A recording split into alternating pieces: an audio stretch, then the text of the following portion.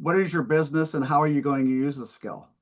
I have a school focused on non-technical, relationship-oriented realtors, helping them use AI in a way that gives them a competitive advantage, but maintains what they do really well, which is relationships. And in particular, doing certain projects like building out AI discoverability and recommendation skills and tools for different assets. So this is obviously put a lot of work and intellectual property into it. And this is going to be great to help me give them the tool, but without giving that away at a time when, again, there's a lot of work that went into it, and at least get the benefit of all that before it goes widespread. So Right. thank you for help, Dave. Yeah. No problem. And how can people get a hold of you if they're interested in working with you?